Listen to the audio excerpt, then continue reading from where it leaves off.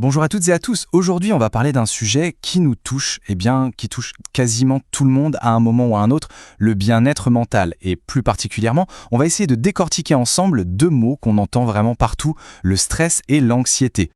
Le stress, l'anxiété, ça vous dit quelque chose, n'est-ce pas? Ce sont des sentiments que franchement on connaît presque tous. On les ressent au quotidien, parfois sans même s'en rendre compte. Alors on va prendre un petit moment, juste pour se poser. L'idée, ce n'est surtout pas de rajouter de l'inquiétude, bien au contraire. C'est de mettre des mots clairs sur ce qu'on ressent pour, peut-être, mieux les gérer. Allez, c'est parti, on plonge dedans. Alors, par où on commence? Eh bien, la toute première étape, c'est toujours la même, il faut comprendre. Comprendre de quoi on parle, vraiment. Quelle est la différence entre les deux? Pourquoi notre corps et notre esprit réagissent comme ça? C'est la base, le point de départ indispensable pour pouvoir agir efficacement. Bon, alors, la grande question, c'est quoi la différence au fond? Ce tableau, il résume ça super bien. D'un côté, le stress.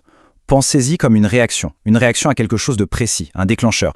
Par exemple, un examen qui arrive, un gros dossier à rendre, la pression monte, c'est ça, le stress. Et de l'autre côté, on a l'anxiété. Elle est un peu plus floue, plus diffuse. C'est cette inquiétude qui reste là, qui traîne, même quand il n'y a plus de raison apparente. Le point clé à retenir, c'est vraiment ça. Avec le stress, il y a une cause identifiable. Avec l'anxiété, c'est souvent beaucoup moins évident.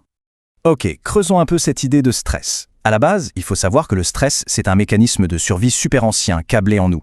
Face à un danger, le corps se met en mode alerte rouge, il libère de l'adrénaline, du cortisol, c'est la fameuse réaction combat ou fuite. Et franchement, à petite dose, ce coup de boost peut être super utile, ça nous pousse à nous dépasser. Le vrai problème, c'est quand ce mode alerte rouge ne s'éteint jamais, quand il devient chronique. Là, le corps s'épuise, tout simplement. Et l'anxiété alors? L'anxiété, son terrain de jeu favori, c'est le futur. Elle se nourrit de l'anticipation des « et si », vous savez, ces pensées qui tournent en boucle, ces films catastrophes qu'on se fait dans la tête. L'esprit s'emballe, il imagine toujours le pire scénario possible. Et contrairement au pic de stress qui finit par redescendre, l'anxiété, elle, peut vraiment s'installer sur la durée. Et là, oui, ça peut commencer à sérieusement perturber le quotidien, le sommeil, les relations. Bon, maintenant qu'on a un peu débroussaillé les définitions, la question logique c'est: mais d'où ça vient tout ça? Mettre le doigt sur ce qui déclenche ces réactions, c'est une étape super importante pour commencer à agir. Alors jetons un œil aux causes les plus courantes, notamment celles qui concernent particulièrement les jeunes. Je suis sûr que cette liste va parler à pas mal de monde. Les études, les examens, la pression de réussir, le travail et ses exigences, ou même les relations, qu'elles soient amicales ou amoureuses, ce n'est pas toujours simple. Et puis, il y a cette fameuse pression sociale, le regard des autres, qui est décuplé avec les réseaux sociaux. Sans oublier bien sûr les événements de la vie, qui peuvent être plus difficiles, plus traumatisants. Bref, chacune de ces choses peut être une sacrée source de pression. Ok, on a posé le cadre, on a identifié les causes, et maintenant, on fait quoi? C'est la question la plus importante. Et la bonne nouvelle, c'est qu'on n'est pas démunis. Il existe plein d'outils, de stratégies concrètes et accessibles pour reprendre un peu la main. Allez, on passe de la théorie à la pratique, c'est le moment d'agir. Et voici 4 piliers, 4 actions simples mais incroyablement puissantes. D'abord, respirer. Ça peut paraître bateau, mais prendre quelques grandes respirations profondes, ça envoie un signal direct au cerveau pour lui dire « Ok, on se calme ». C'est quasi instantané.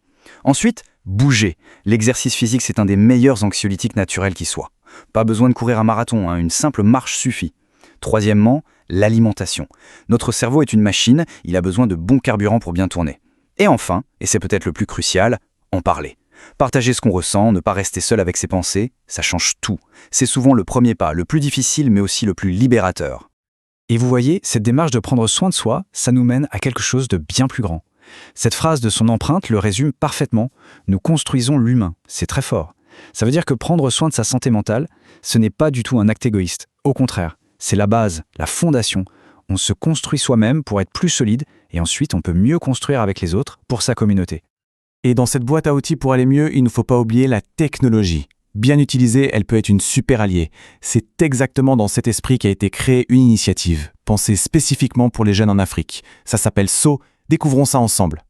Alors Sally, c'est quoi? L'idée est hyper simple et directe. La plateforme se définit elle-même comme un allié pour le bien-être. Ambro, c'est un espace numérique de soutien pensé pour être accessible, moderne, sans jugement, et le tout directement dans sa poche, via son téléphone. Mais concrètement, qu'est-ce qu'on y trouve sur Solong? Eh bien, 3 choses principales. D'abord, des ressources pour continuer à comprendre, un peu comme ce qu'on fait là, maintenant. Ensuite, des conseils vraiment pratiques, des astuces à appliquer tous les jours. Et enfin, et c'est très important, un accompagnement plus personnalisé parce que chaque situation est unique. Parfois, malgré tous les outils qu'on peut avoir, ça ne suffit pas. Et il faut le dire, c'est complètement OK, c'est normal. Dans ces moments-là, il est super important de savoir qu'il existe un soutien plus structuré, plus professionnel et qu'il est accessible. Le message clé, c'est de ne jamais rester seul avec ses difficultés. Et voici justement quelques exemples très concrets de ressources qui existent au Cameroun. On a le 1511, c'est un numéro vert, donc gratuit, pour une aide psychologique rapide. Il y a la plateforme santémentale.cm qui aide à trouver des professionnels. La Maison du Psy, qui est un centre d'écoute pour les jeunes et leurs familles. Ou encore On the North Cameroun, qui offre des consultations gratuites pour les jeunes adultes. Vraiment, il ne faut jamais hésiter à contacter ces structures, elles sont là pour ça. Et là, un point vraiment essentiel.